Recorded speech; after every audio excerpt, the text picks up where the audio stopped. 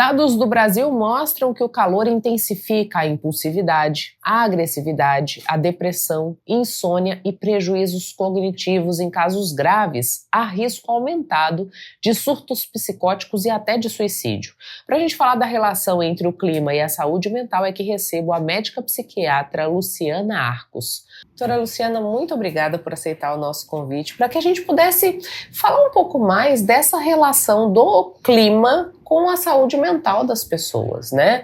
Quando a gente vive extremos, seja calor demais ou frio demais, isso impacta na forma como a gente se sente e até se relaciona? Claro, primeiro eu queria agradecer o convite, né, Michele, por estar aqui participando e falando sobre a saúde mental, porque hoje em dia a gente tem a gente vê um aumento muito grande, né, de patologias relacionadas com a saúde mental, e quanto mais a gente tiver o conhecimento, quanto mais a gente saber ao respeito e conseguir se precaver, né, conseguir se preservar, conseguir cuidar mais da nossa saúde mental, é sempre muito interessante, é sempre muito bom. E aí esse tema, né, eu achei muito dentro da pauta, porque nós que somos aqui do Mato Grosso, né, passamos muito por esse processo de calor.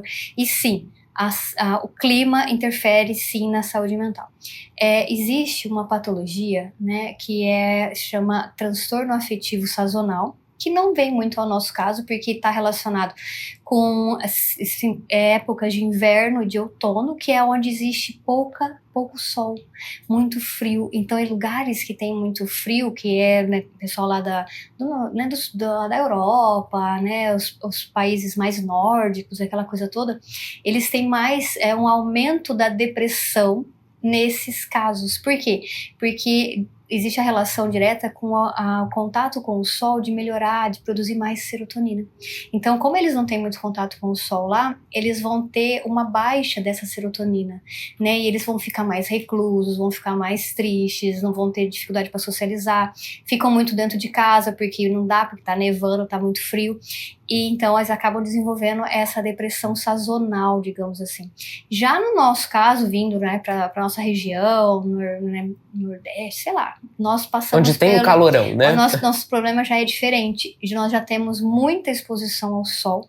A gente tem muita essa exposição do sol em excesso, o calor em excesso, também vai trazer. Você vê que quando tem frio e pouco sol, depressão. Quando tem muito sol e calor, vai para um lado da agitação, da irritabilidade, da agressividade. Inclusive, eu estava dando uma pesquisada no tema para a gente vir conversar, e eu vi que existe até estudos dizendo que existe uma piora da violência, né, da agressividade nos períodos mais quentes, onde tem esse aumento demais do calor, porque as pessoas ficam mais irritadas, elas ficam mais reativas, elas ficam mais agressivas. E com isso, com certeza acaba piorando bastante os índices de criminalidade, porque as pessoas ficam muito sensíveis, inclusive insensíveis ao som, a lugares com muita gente, você vê briga no trânsito, tudo, né? A pessoa está mais sensível, porque o calor demais, ele cria nas pessoas uma irritabilidade. Sabe aquela coisa que você não tá bem em lugar nenhum, que você tá suando o tempo todo? Desconforto, né? Desconforto, essa era a palavra que eu tava buscando. Esse desconforto em que a pessoa, ela não consegue estar bem. Ela tá sempre, alguma coisa tá incomodando ela. Aí vai alterar o sono, porque como é que você dorme incomodado? Aí apetite, você às vezes vai ter dificuldade, às vezes para digerir a alimentação, você come, demora para digerir, tipo uma feijoada todo dia, sabe assim? Por quê? Porque o organismo, para manter o equilíbrio térmico, ele tem que trabalhar mais. Porque o nosso corpo com o calor, ele aumenta, só que nosso corpo não pode ficar quente. Então a gente soa mais para quê? Para baixar a nossa temperatura. E com isso, o nosso organismo sofre mais, porque ele tem que trabalhar mais para conseguir baixar a temperatura. Doutora, a gente também sente uma espécie de letargia no calor, né? Sim. Parece assim que tá tão quente, Que a gente dá umas pescadas, um negócio diferente, né? Parece que a gente fica mais lento. Não sei se é por conta dessa superprodução do corpo também para manter a temperatura, seria isso? Sim, porque daí o que acontece? Quando a gente tá com a temperatura do nosso corpo muito alta, a gente acaba gastando muito da nossa água para baixar a nossa temperatura, através do suor, aquela coisa toda. E se a gente não se hidrata corretamente, a gente vai ficar desidratado. E a desidratação faz a gente ficar letárgico, faz a gente ficar mais bobo, faz a gente às vezes ter dor de cabeça. Aquela tem a dorzinha de cabeça que tipo, poxa, eu não tomei água hoje. Aí eu vou lá, tomo um pouco de água, já melhoro. Você entendeu? Então, tipo, sim, esse é um dos sintomas que a gente pode ter. Essa letargia, essa moleza, essa falta de vontade de fazer as coisas. E fica até mais sonolento também, né? Sim. Embora tenha uma dificuldade por conta do desconforto, também dá uma sonolência maior. Sim, porque a falta de água, a desidratação, ela vai fazendo você ficar mais mole. É como se daqui a pouco você vai desmaiar por falta de água.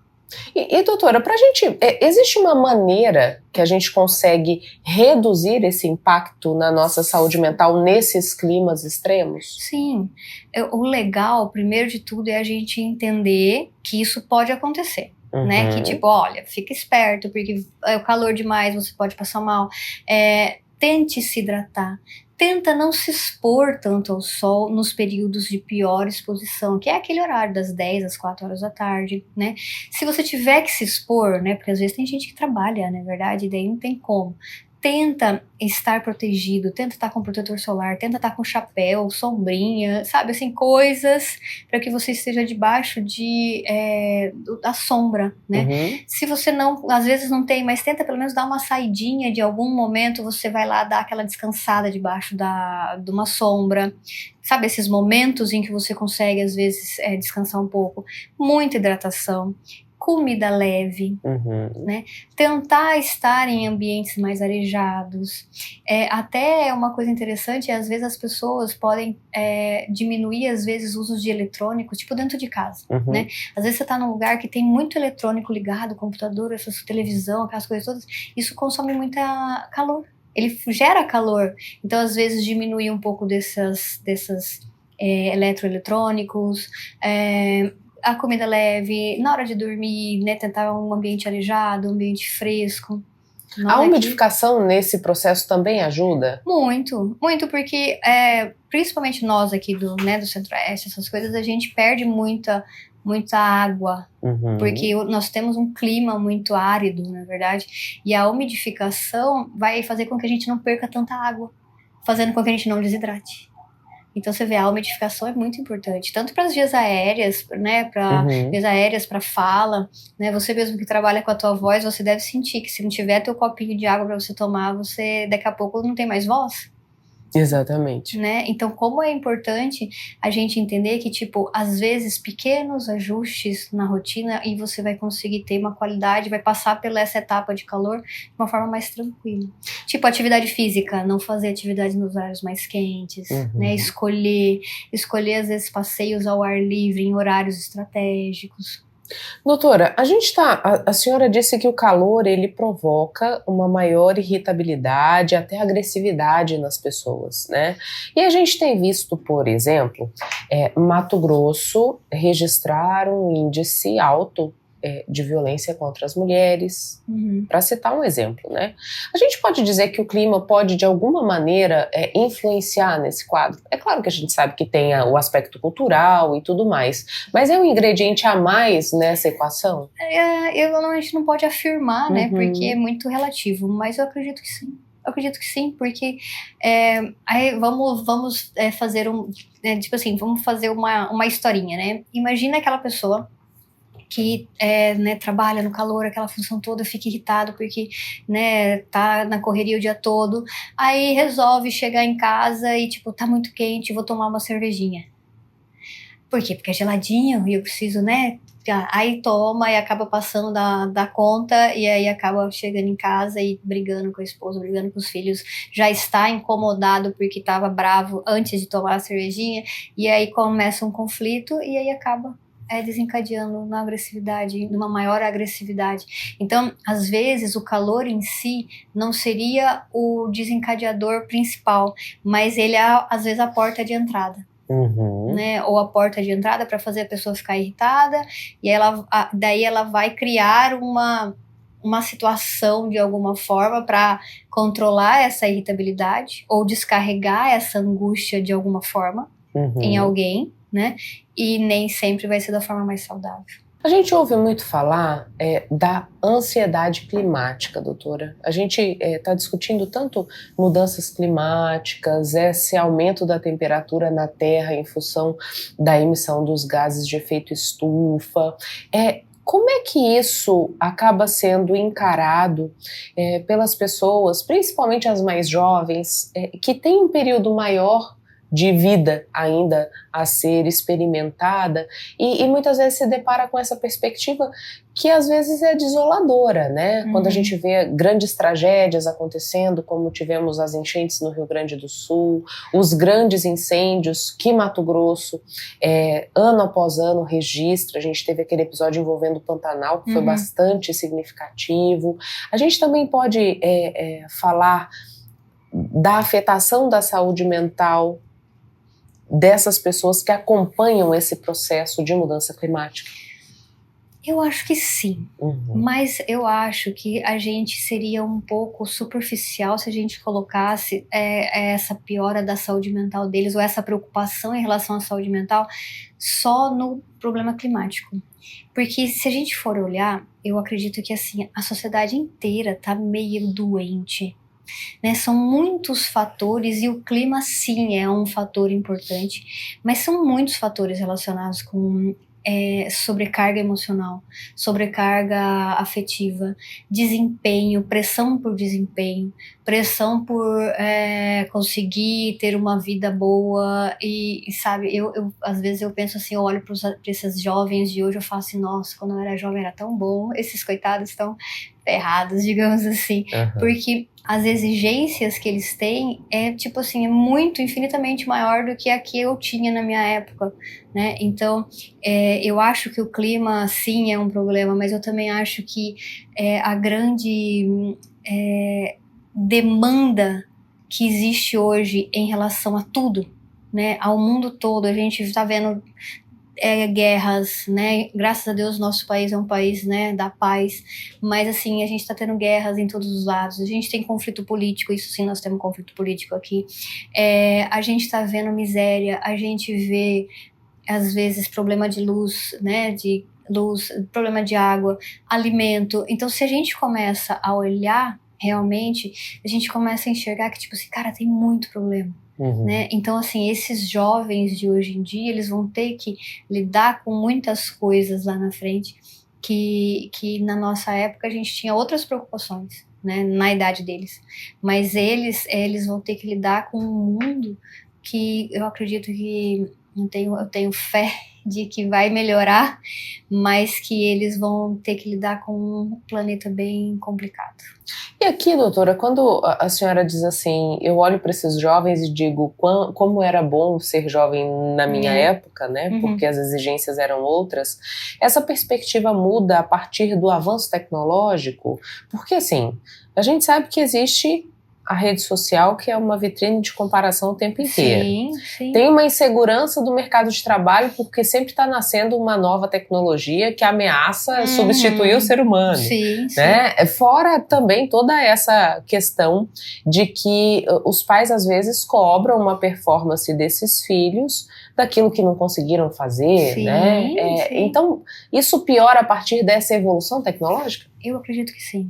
Eu acredito que não, eu acho que a evolução tecnológica é a cereja do nosso bolo, sabe? Porque ela veio com uma cobrança, uma exigência que, se a gente for olhar, ela é irreal. Ninguém que tá na internet é perfeito. Ninguém que tá ali é tudo aquilo que tá mostrando, sabe? Porque aquilo ali é comércio, né? Não deixa de ser uma forma de comércio, né? De se vender, de se mostrar, né? De conseguir likes. E muita gente que tá ali dentro, que consome esse conteúdo, eles são literalmente, de alguma forma influenciados de uma maneira negativa. Né, na forma de comparação, na forma de se sentir inferior, de sentir que é incapaz. Então, é muito dolorido quando você olha para essas coisas e vê que quantas pessoas estão caindo nesse engodo, nesse sofrimento. E aí você fala assim, cara, coitado desse povo, sabe? Então, assim, é importante a gente entender que, sim, os jovens de hoje têm uma demanda que nós não tínhamos. Os jovens de hoje têm um conhecimento que nós não tínhamos. Na idade que eles têm, a gente vai ter esse conhecimento depois de, né, faculdade. Eles têm um acesso a um conhecimento muito grande, mas eu acredito que eles não estão sabendo filtrar, porque é natural, eles não têm maturidade para filtrar tudo isso, eles não têm o conhecimento emocional para lidar com toda a demanda que a gente vai ter lá na frente. Né, que a gente vai desenvolver essa maturidade com o tempo. Não existe maturidade de gente jovem. Às vezes eu escuto algumas pessoas falando assim, fulano é bem maduro. Quantos anos tem? 20 e poucos anos. Mas ele é super maduro. Eu falo, certeza. Né? Não desmerecendo, óbvio. Mas a maturidade vem com a idade. Vem com a experiência. Não é só vivência, né? Não. Vem com a experiência. Vem com aprender as coisas, né, as coisas da vida. Mas eu passei por muita coisa. Puta que é isso, tá bom. Mas olha, você tá só no começo. Vamos levar em consideração que a expectativa de vida é 80 anos, você tá com 20. E a perspectiva muda, né? Claro! Eu não sou a mesma pessoa que eu era 10 anos atrás, você provavelmente também não é, você entendeu? Há 5 anos atrás a gente já mudou muito. Então, é isso que é importante eu entender. Que a vida é um constante movimento. E eu tenho que estar aberto para ela. Só que eu não posso entrar nas mentiras da vida. Eu não posso me deixar influenciar pelas mentiras da internet. Pelas modinhas da internet. Porque agora todo mundo usa Monjaro. Mas ninguém faz dieta. Tá bom, vai usar Monjaro a vida toda? Sabe? Então, tipo, cara... O Monjaro é legal? É legal. Mas você tem que entender que você tem que fazer uma educação alimentar. Você tem que fazer dieta, você tem que fazer atividade física, você tem que dormir bem. Existe uma ideia de que hoje tudo é fácil e eu não preciso dar nenhuma contrapartida, né? Exato. Então você vê, eu acho que esse é o nosso grande problema, né? Se a gente for olhar para a juventude, né? Eles têm acesso a muitas coisas que a gente não tinha. E eles não estão sabendo fazer, o que eles vão fazer com tudo isso, com essa informação, sabe? O que eu tenho que fazer com tudo isso? Qual é o processo aqui de evolução? Como é que eu vou pegar essa informação e fazer o que com ela? Né? Às vezes, é só uma coisa interessante para você falar, que agora tá na moda, todo mundo é autista, todo mundo é TDAH, todo mundo agora é superdotado, de alguma forma. Só que daí, às vezes eu tenho pacientes meus que chegam no consultório com esse diagnóstico de superdotação. Só que a pessoa é inconstante, não consegue terminar nada que começa, não consegue socializar, não consegue, sabe assim, todo disfuncional emocionalmente falando. Aí eu já virei para meus pacientes e falei assim, cara, daí ele fala assim, não, mas eu sou superdotada, né, doutora? Eu falei assim, tá bom, mas você vai fazer o que com essa informação? Se você não consegue se manter num trabalho, se você não consegue ter uma família, se você não consegue fazer uma faculdade, o que adianta você ser superdotado, velho? Sabe? Então, tipo... É só pra ter um rótulo, né? Só pra ter um rótulo. Então, as pessoas hoje se rotulam, as pessoas hoje precisam ter um CID, as pessoas precisam ter uma patologia. E, tipo, cara, a vida é muito mais que isso. Sabe? A vida é muito mais do que isso. Então, o que adianta você ter uma patologia aí se você não vai fazer nada com ela? O que adianta você fazer 10 mil cursos se você não vai trabalhar na área? O que adianta você fazer? Tem muita gente que faz 3 faculdades, aí você e não trabalha em nenhuma delas. Você foi, por que você fez? Porque eu sei lá por quê, tá ligado?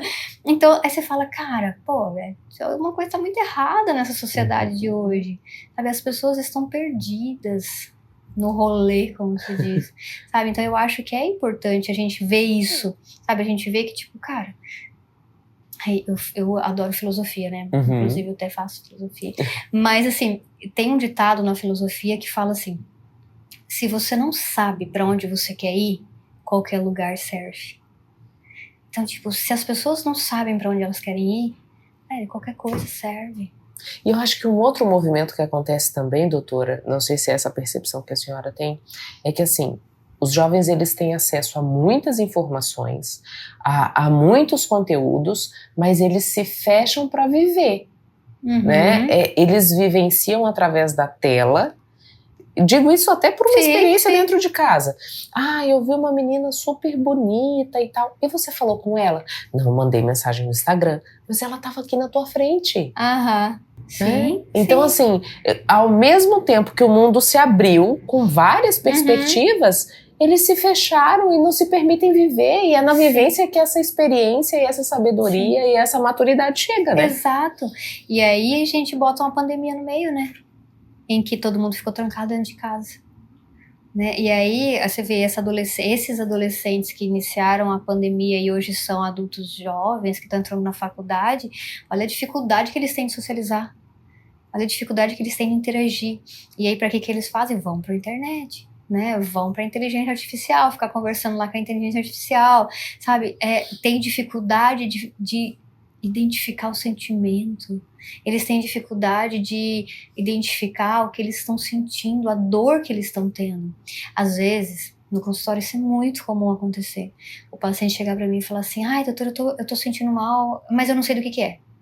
Daí eu falo assim, cara, como é que você não sabe? Não sei, doutora. Daí eu tipo, tá, vamos conversar então pra ver se a gente descobre. E aí você começa a conversar com a pessoa não consegue entrar em contato com a dor dela. Porque não tem mecanismo para olhar para o seu interior e falar assim, é por isso aqui, sabe? Então aí você começa a falar e começa a conversar com a pessoa e ela vai falando, e você fala aqui, é por causa disso aqui, Não faz sentido dele? Faz sentido. Então, você viu? Você sentiu mal porque você teve contato com isso aqui e isso desencadeou isso aqui em você, sabe? E as pessoas não sabem fazer isso. E parece básico, né? Mas ninguém sabe. Sabe? Então, Oremos e muito, sabe? Mas é por isso que eu gosto tanto de participar desses programas, assim, porque quando as pessoas escutam alguma coisa de forma saudável, porque tem muita desinformação também na internet, né? Pessoas falando coisas que às vezes não tem tanto fundamento científico ou nenhum fundamento ou de alguma forma para ganhar algumas curtidas lá, as pessoas acabam falando coisas que às vezes influenciam de uma forma negativa. Então é importante a gente falar, sabe, ao respeito de saúde mental, falar para as pessoas que tipo, cara, dá para ficar bem, dá para melhorar, dá para você estar tranquilo, dá para você se desenvolver de uma forma saudável sem precisar chegar ao momento de tomar uma medicação psiquiátrica, sabe? Faz atividade física, coma bem, tente dormir no mesmo horário. Mas eu não consigo, mas quantos dias você tentou? Sabe? Então eu acho que o ser humano hoje, por essa história de ter acesso a muitas coisas muito fácil, perdeu a capacidade de lutar. E de fazer o básico, né? Nem o básico ninguém quer fazer. Tipo assim, cara, você só precisa deitar tal hora e acordar tal hora. Qual que é a dificuldade? Tipo, faz atividade física. Mas eu não gosto. Tipo, eu também não gosto, mas eu vou todo dia e faço. Por que você faz? Porque se eu não fizer, eu vou ter dor nas costas, eu vou ter problema. Quando eu ficar velha, eu vou ficar uma velha encrencada. Mas eu faço. Tipo, eu não gosto, mas eu faço. É necessário. É necessário. Sabe, então as pessoas tinham que entender que a saúde mental, ela entra nesse lugar também. Você não tem que cuidar só do corpo físico, você tem que cuidar da mente. Você tem que ter a tua higiene mental. Você tem que cortar relações que te fazem mal. Se você tá num trabalho, isso é complicado, né? Porque às vezes trabalho é complicado. Mas assim, se você tá num trabalho e esse trabalho te adoece, busca outro. Não tô falando pra você largar do teu trabalho, mas tipo assim, cara, começa a mandar currículo. A hora que aparecer um outro lugar, você larga esse aqui e vai pro outro, sabe? Ou tenta mudar de setor, faz alguma coisa. Se mova, né? Autoproteção mental. Cuidado com o teu bem-estar. Sabe, cuidado com a tua mente. Você não tem que cuidar só do teu corpo. Você não tem que cuidar só do teu sono, do teu relacionamento afetivo, do teu relacionamento. Você tem que cuidar da tua mente. Fala não aí pro povo que tá te enchendo o saco. Sabe, fala não, tá tudo certo, qual que é o problema? Sabe, tipo, não vou fazer. Eu tava falando com uma paciente, inclusive ontem, no consultório, e ela virou pra mim, e ela tava me falando, né, essas coisas, e eu falando pra ela, cara, Se você está trabalhando num lugar e esse lugar te contratou para trabalhar das 8 da manhã às 6 da tarde, é das 8 da manhã às 6 da tarde. Ah, mas o meu chefe é muito demanda, ele fica me mandando mensagem de noite, de madrugada, e se eu não respondo ele fica bravo. Aí você vira para ele e fala assim, você tá me pagando hora extra? Não, né? Então por que eu tenho que te responder fora do horário de trabalho? Você não tá sendo mal educada, você não tá sendo grosseira, você só tá botando limite. Tá cumprindo o combinado. Combinado, você entendeu? E isso parece bobo, mas isso muda a forma como você é tratada no teu trabalho. Muda a forma como você se trata, porque você põe limite. Você fala assim, olha, eu te dou o meu melhor no meu horário de trabalho. Fora do meu horário de trabalho, esse horário é meu. Eu vou ter ele com a minha família, eu vou ter dormindo se eu quiser. Mas ele é meu, eu faço com ele o que eu quiser. Sabe? Então, é esse tipo de limite. As pessoas não conseguem ter limite. E é por isso que tá todo mundo tão doente. Muito obrigada pelas informações, doutora. Eu fico feliz de ter vindo. Intervalo, a gente volta já já.